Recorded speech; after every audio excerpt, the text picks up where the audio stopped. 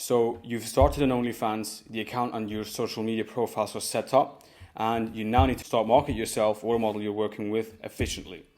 So in this video, I'm going to go over some key things when it comes to efficiently promote an OF account.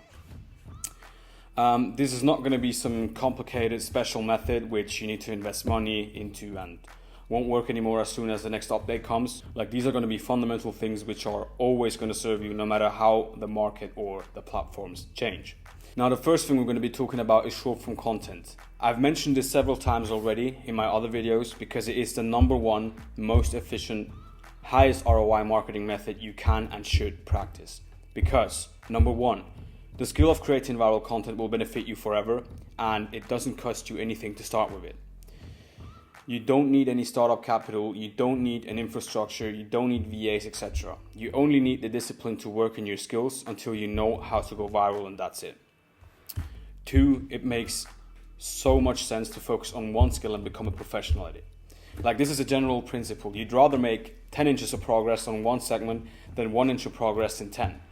But on top of that, the skill lets you take advantage of 3 platforms' audiences, so it's just an absolute no-brainer. Develop the skill of creating good short-form content, put it out on all 3 platforms, and you're already doing like 80% of what the millionaire models are doing. It's no rocket science. Go and see what the most successful creators are doing. They all figured out viral short-form content. And point number 3, not only does it contribute to your earnings on OF, you also get to build a real personal brand, which will later give you the opportunity to take advantage of, things like brand deals, affiliates, collabs, and all those opportunities. So maybe even if one day you want to exit the OF space, which should definitely be your goal, you don't want to be doing that when you're 60 years old, you'll still have an asset which gives you a head start when it comes to making money in a different field. Now, the next thing I'm going to touch on is research.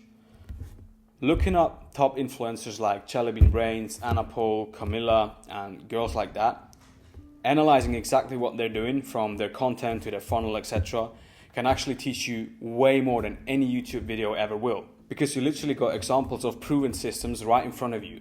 And this is one of the biggest advantages we nowadays have. Now, don't misunderstand me on that one. I'm not saying go and try to copy another creator, because that won't work.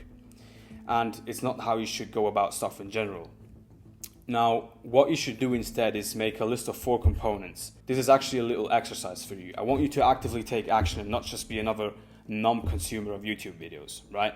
So it's going to be content, funnel, OF page, and other activities that might have been coming to your attention.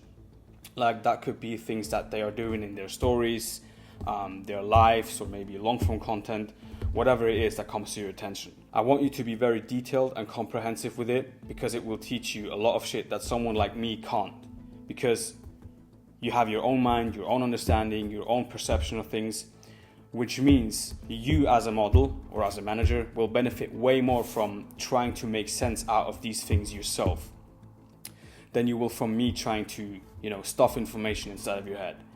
If you develop a deep understanding of the market you're in, it will always help you more than someone telling you what to do.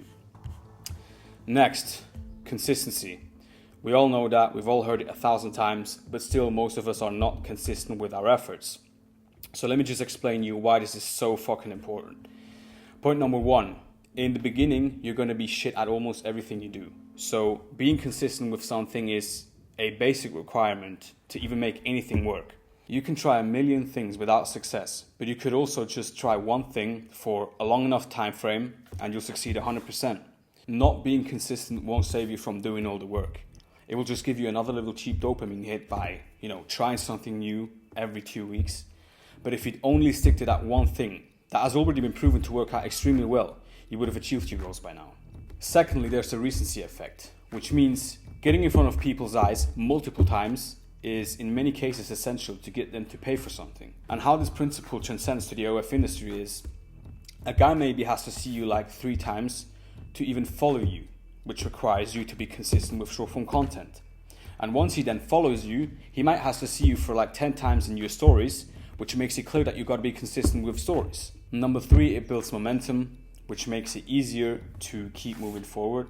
So for instance, if you train every day since 2 years, it's so easy to go to the gym because it becomes a habit of yours. If you practice something long enough, it literally becomes part of your identity. And once that's the case, it's almost guaranteed that you stay consistent with it. And the reason number 4 why consistency is so important is the compound effect. So for example, if you're going to learn a new language, only doing it for 15 minutes a day might feel like a small effort. But over a year, this adds up to more than 90 hours of dedicated study. Over time, these consistent daily efforts lead to significant improvements in whatever it is you're doing. So yeah, please stay consistent. There's no other way around it, no matter what you're trying to achieve. Whether it's in business or in fitness or anything in life, consistency is the fundamental requirement for it. Now, another thing which is very important for you if you want to go viral is not to be shy. If there's one thing that all the famous creators have in common, it is that they're not shy.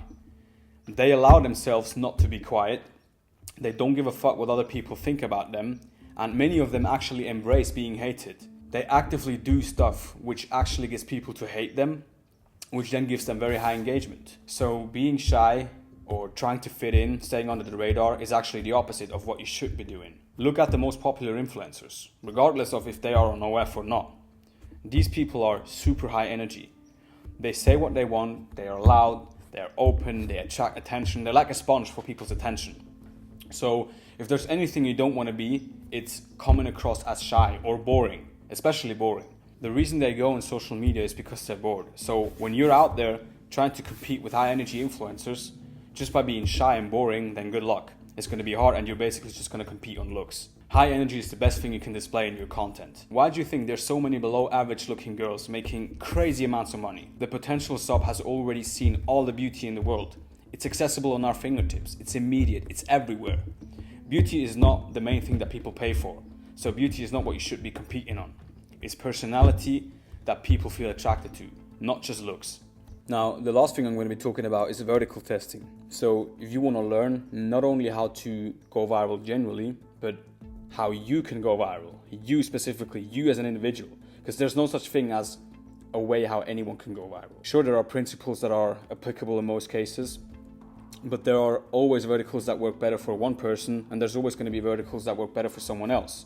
So with vertical testing, you essentially select 4 to 5 content verticals, or content categories, content styles that you're comfortable with. So that could be a gym video vertical, 2 different verticals of street style interviews, public dances, and I don't know, sing videos. You define these verticals, you define exactly how you're gonna do them, and then you test these verticals for 6 weeks. Make sure you put out at least 20 pieces of short form content a week. You analyze the performance data on all of those videos you've posted throughout these 6 weeks. And then after each 6-week time period, you simply replace the 2 worst performing content verticals with something new.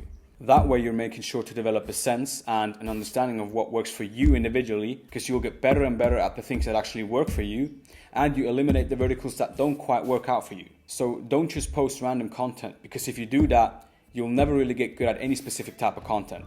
Plus, the algo isn't going to be able to push you to the right people, because it hasn't got any reference points in terms of your audience. That's going to be it for today's video. I hope you found this valuable. Make sure to implement this shit because it works. The world is yours.